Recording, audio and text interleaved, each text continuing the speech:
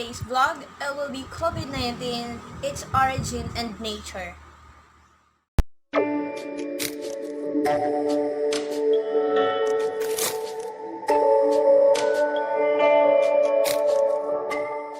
Coronavirus disease was reported in Wuhan, China last December 2019.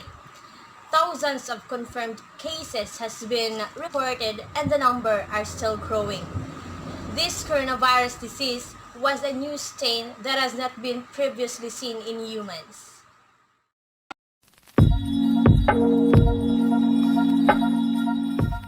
COVID-19 is a disease caused by a new strain of coronavirus. So here are some facts about the disease. According to Google, CO stands for corona, V for virus, and D for disease. Formerly, this disease was referred to as 2019 novel coronavirus or 2019 nCoV. This COVID-19 virus is a new virus linked to the same family of viruses as severe acute respiratory syndrome or SARS and some types of common cold. Recent history, according to infectious control.tips, it has been extensively studied in, as this virus family was responsible for the SARS or severe acute respiratory syndrome and MERS Middle East respiratory syndromes outbreaks in 2003 and 2012.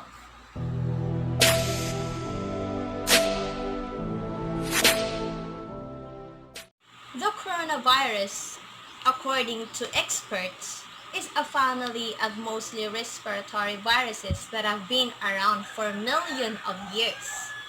COVID-19 is new, just being identified December 2019, but is similar to SARS, MERS, and even the common cold. Its main difference is their structure of its proteins. COVID-19 is able to spread through droplets. These droplets are saliva or mucus and can spread by being ejected from the mouth or nose by sneezing, laughing, and spitting. The virus cannot spread by being naked. It needs some form of droplet to protect it. Additionally, it can't enter the body through the skin but needs an entrance through the mouth, eyes, nose, or other openings. There has been some controversy over where the origin of COVID-19 came from.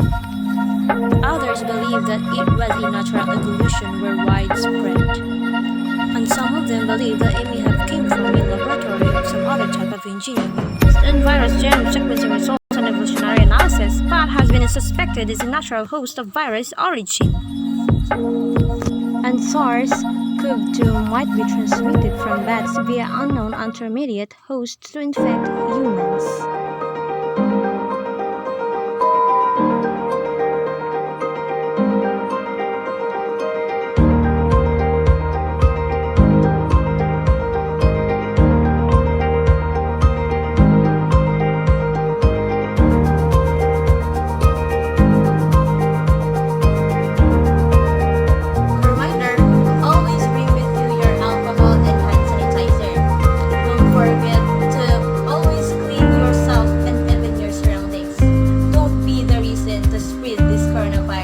COVID-19.